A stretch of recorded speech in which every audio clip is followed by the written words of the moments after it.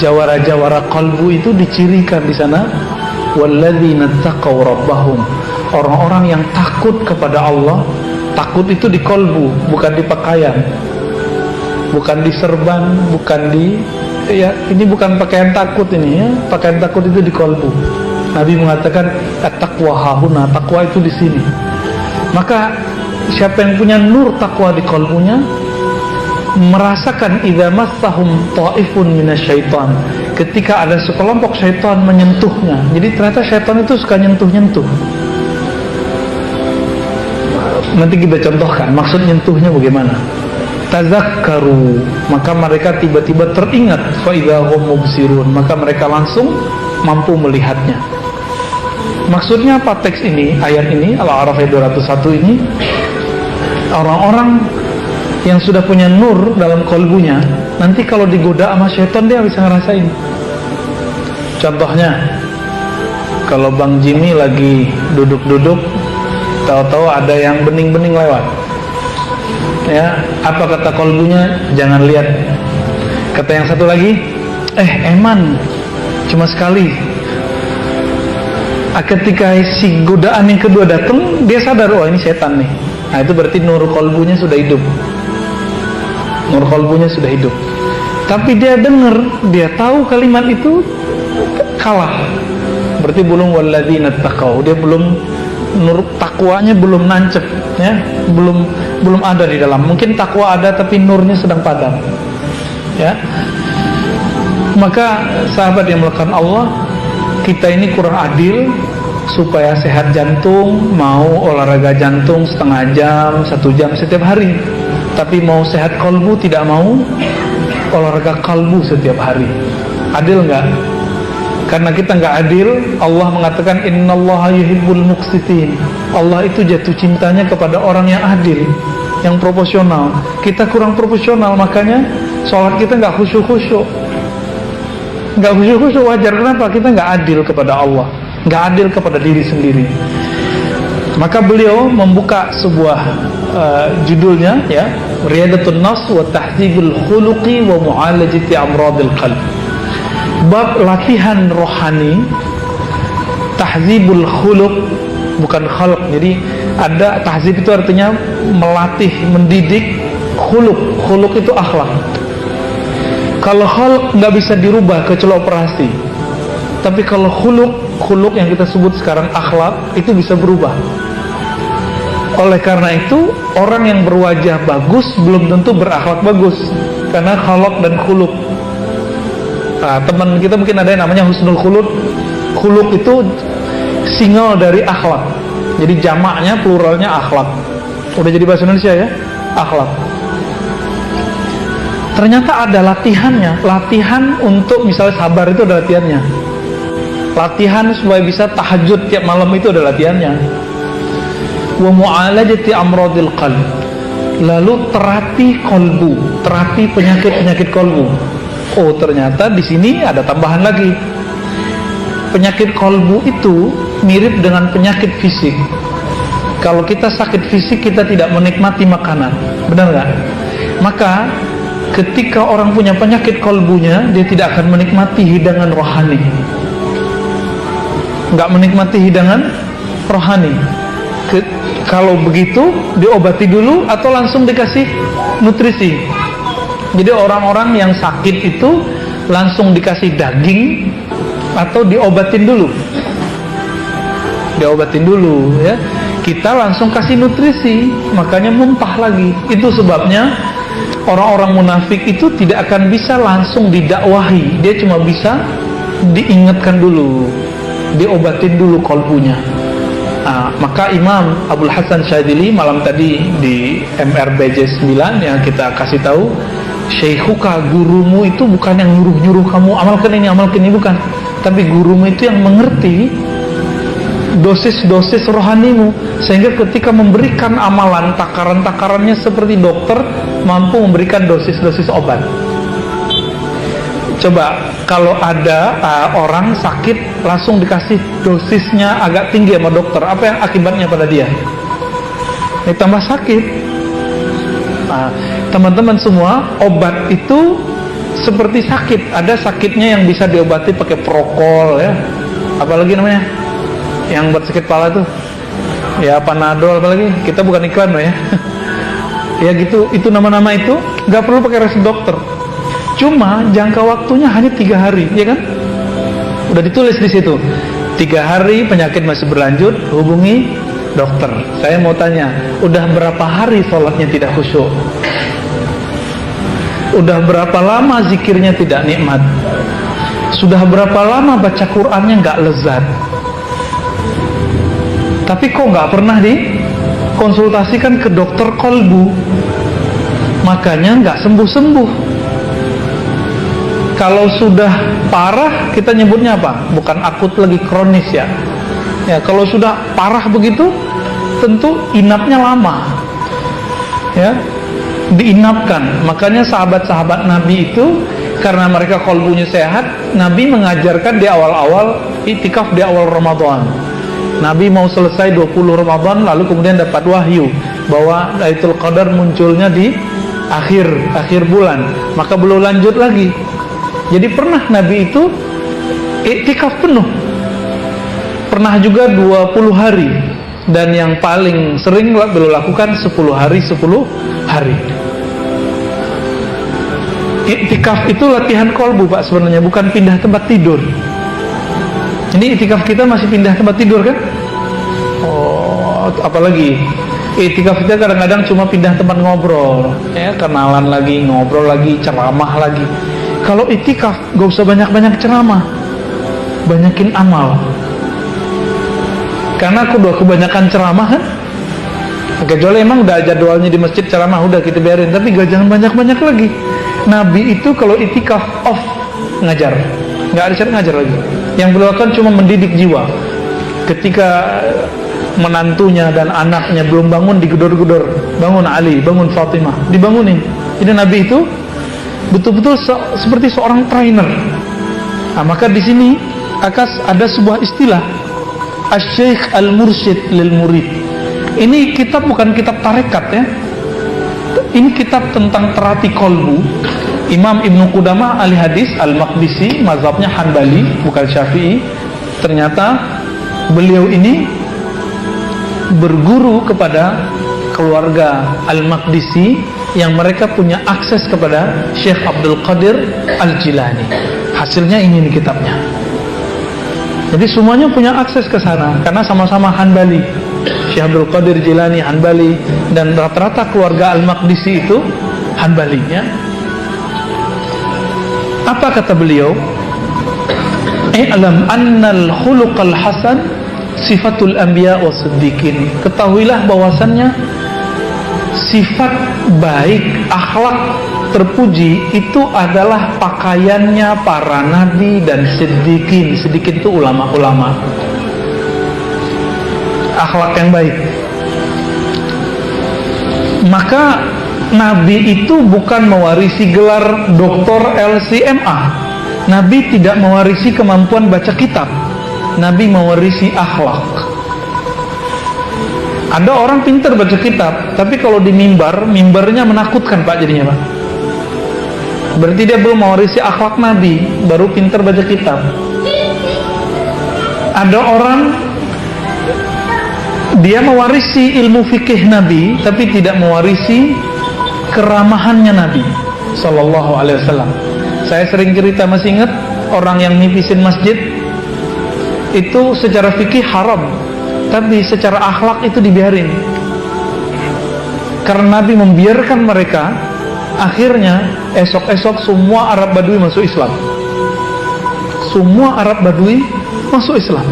Jadi ngalah sekali supaya menang beribu kali. Itulah Nabi Sallallahu Alaihi Wasallam. Jadi akhlak kenabian itu nggak selalu menang sendiri.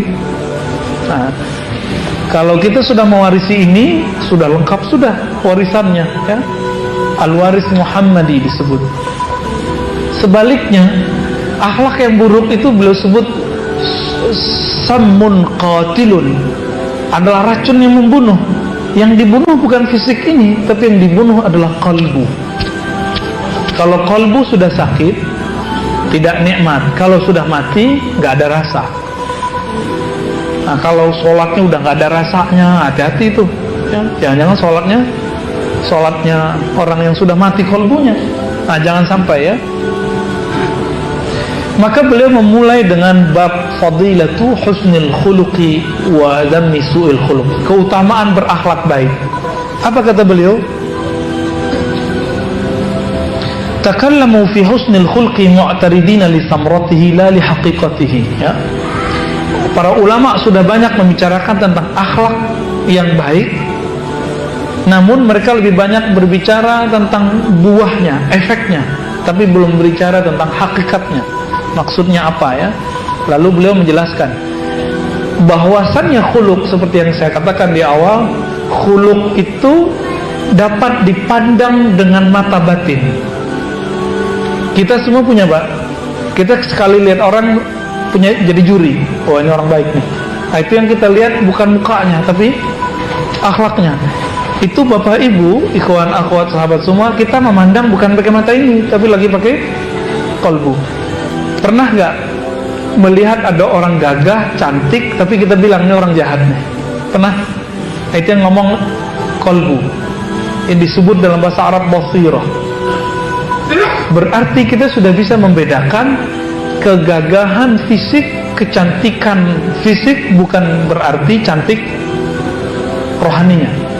Coba bandingkan betapa kita setiap hari merawat wajah ini. Benar gak? Bagi mbak-mbak ya, mas kayaknya kurang. Kalau perempuan setiap hari pakai bedak, pakai pembersih. Bang Adi udah ketawa-ketawa tuh ya. Masuk nggak? Perempuan, dan itu normal. Kalau laki-laki begitu nggak normal.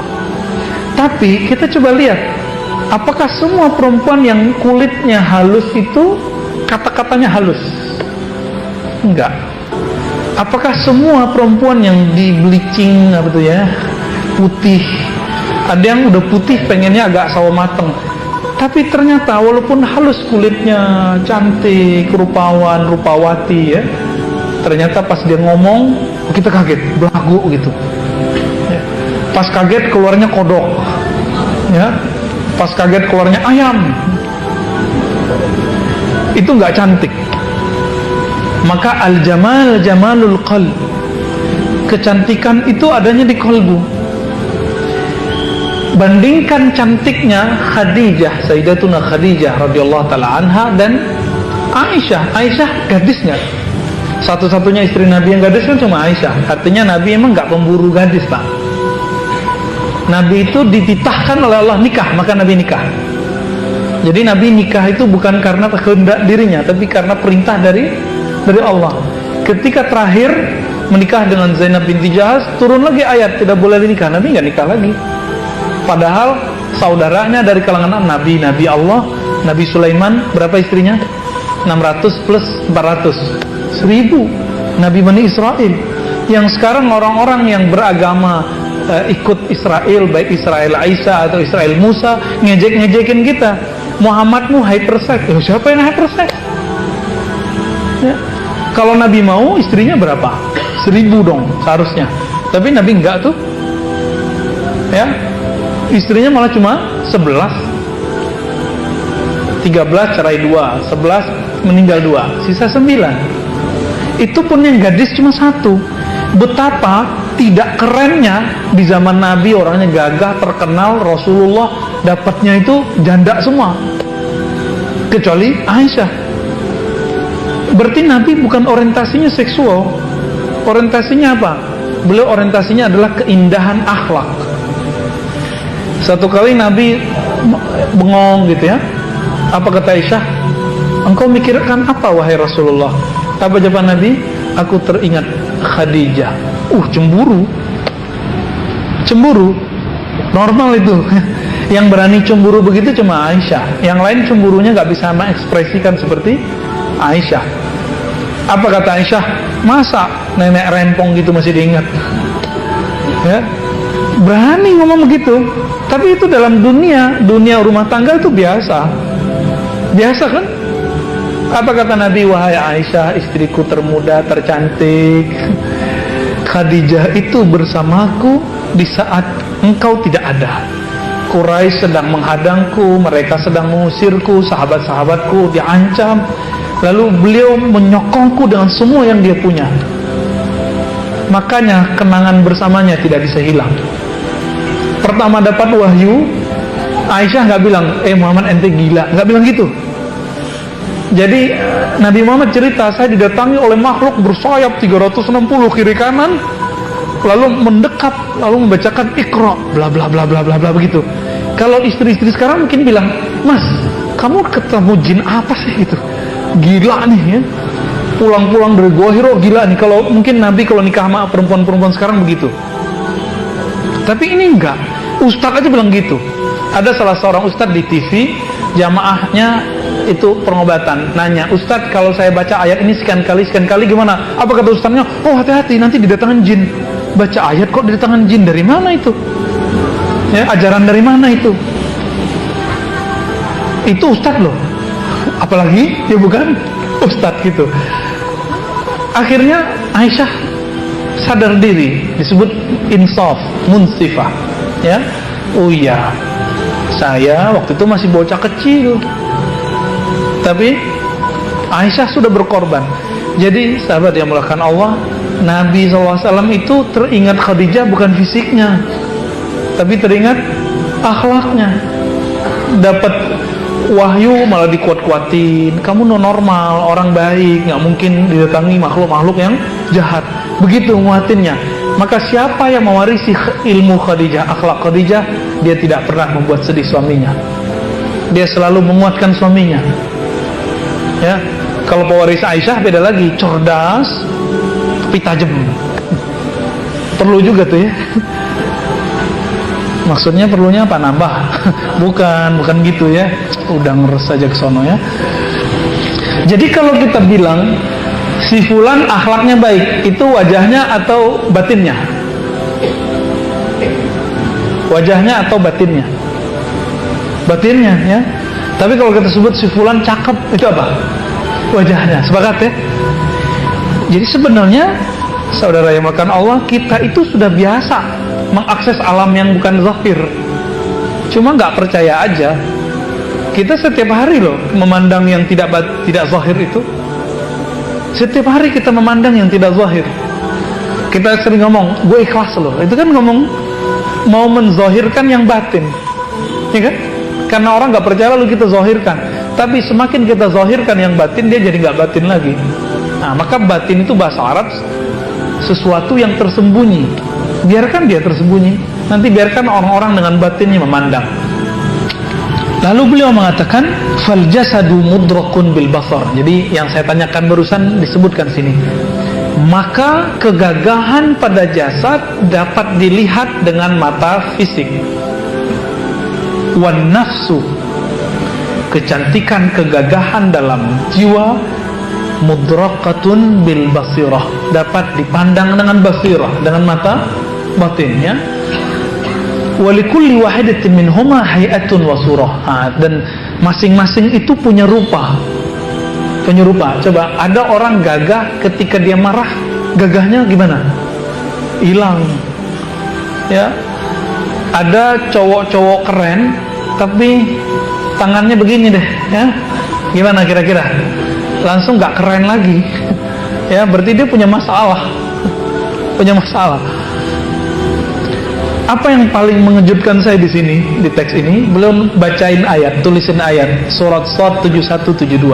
Tapi penafsirannya ini yang bikin saya kaget. Surat Shad 7172. Ayatnya kalau dibaca, inni khaliqun, sesungguhnya aku menciptakan basyaran, manusia bashar. Bashar itu fisik. Jadi manusia itu terbagi dua. Satu sisi bashar, bukan bashar asap loh ya. Bashar itu sisi fisik. Min tin, dari tanah atau dari saripati tanah. Benar nggak? Antum makan yang dari tumbuhan? Bahkan hewan-hewan itu makan tumbuhan atau makan apa? Makan bulan. Makan tumbuhan ya. Jadi beda sama Superboy, Superman ya. Superman nggak perlu makan, dia cukup kena cahaya matahari, ya. Nah, itu alam imajinatif itu. Lalu apa kata beliau? Ada ayat berikutnya bahwa di dalam diri kita ada sesuatu yang bukan dari tanah ini, bukan dari bumi. Antum itulah yang disebut alien. Fa idza sawaituhu, kalau si tanah itu, saripati tanah itu sudah diaduk, diolah sehingga menjadi janin, sawaituhu, aku sempurnakan fisiknya, nafakhtu fihi min ruhi, baru aku install namanya roh. Ditiupkan roh di situ. Dan Allah menyebutnya ruhi, roh milikku. Perbedaan agama sebelah mengartikan itu rohku sendiri, zatku. Sehingga Nabi Isa itu disebut rohnya Tuhan. Padahal maksudnya roh milik Allah. Sama kayak kalimat ardullah, bumi Allah, maksudnya bumi milik Allah.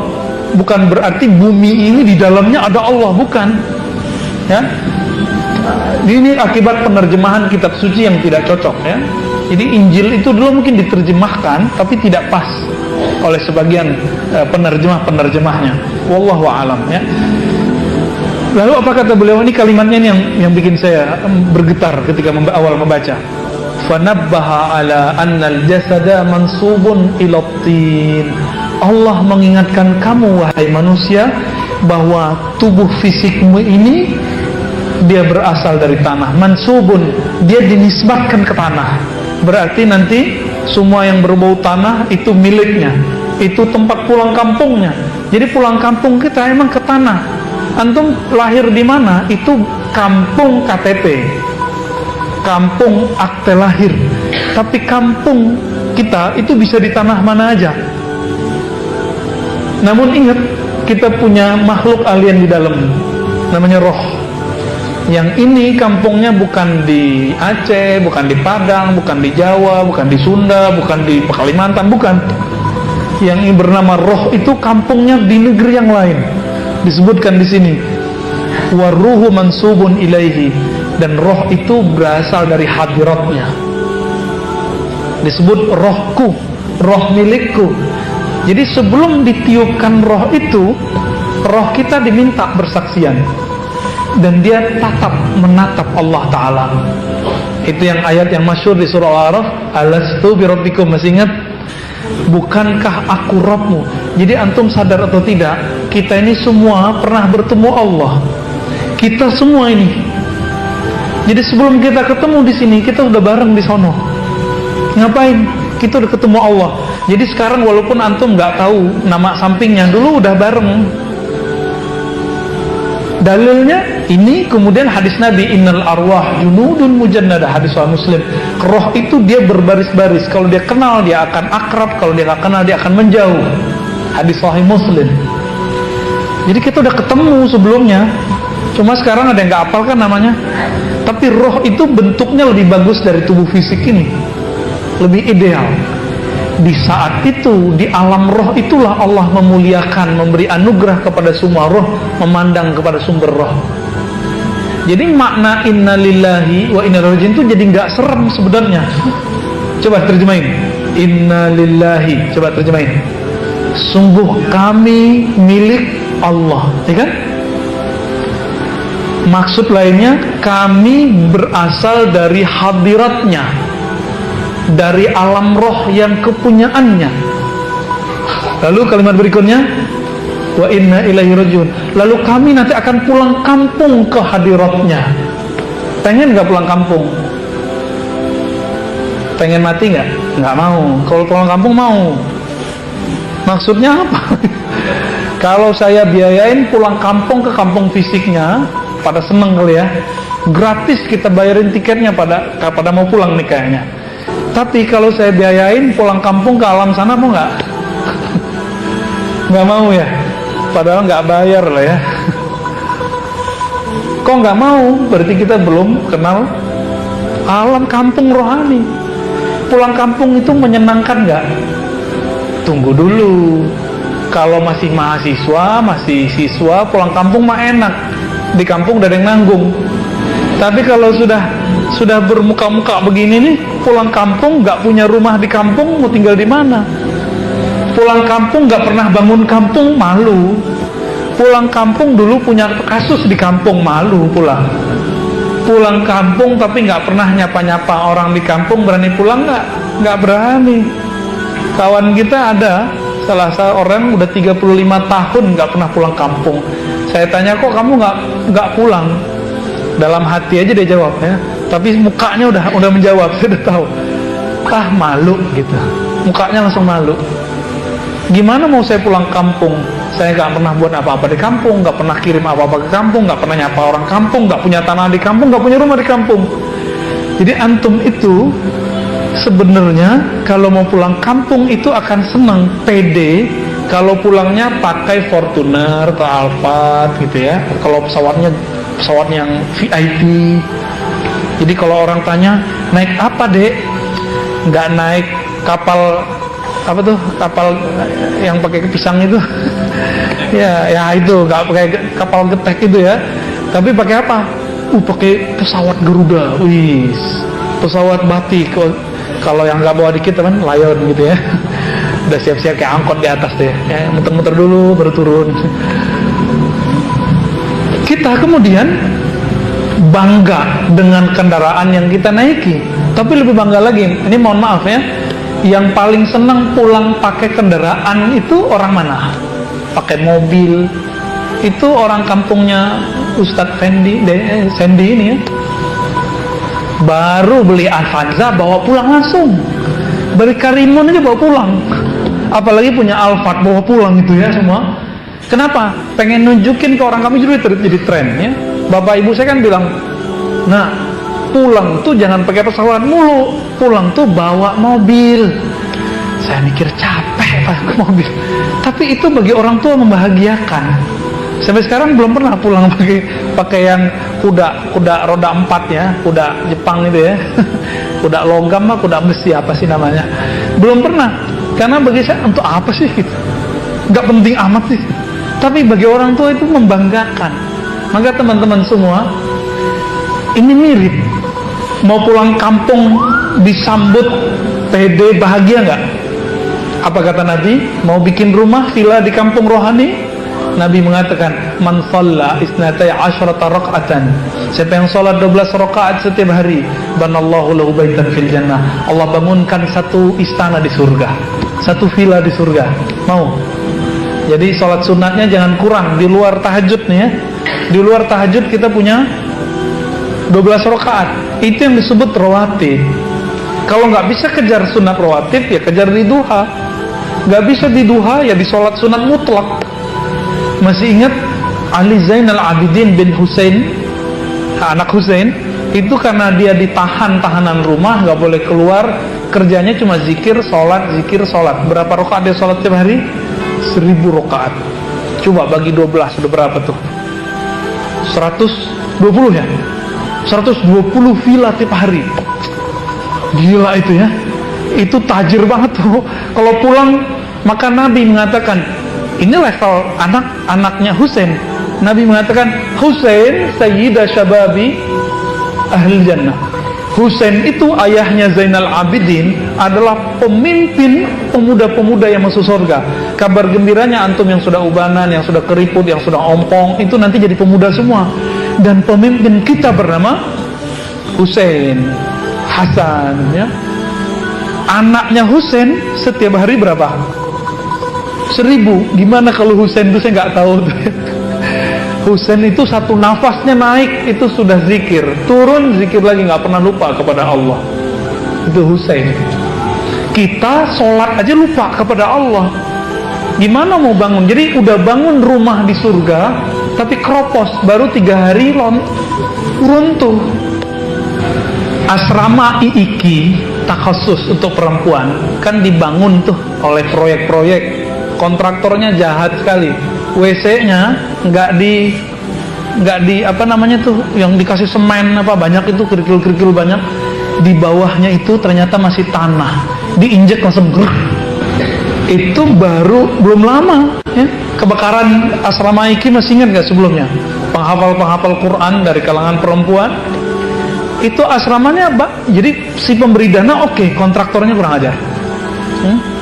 Mungkin kontraktornya bener, tapi tukangnya kurang ajar. Itu. Nah, makanya kita kalau beramal itu betul-betul detail, diliatin, dipelototin pakai kolbu satu-satu. Jangan cuma merhatiin takbir assalamualaikum doang. Ya, apalagi merhatiin kaki kawan. Ya, kita lagi mau maku rumah, tapi yang kita lihat orang maku samping, ya hancurlah tangannya. Ini ilustrasinya. Orang-orang yang membangun rumahnya di surga, tapi dia tidak memperhatikan bahannya, kualitasnya, baru sehari udah roboh.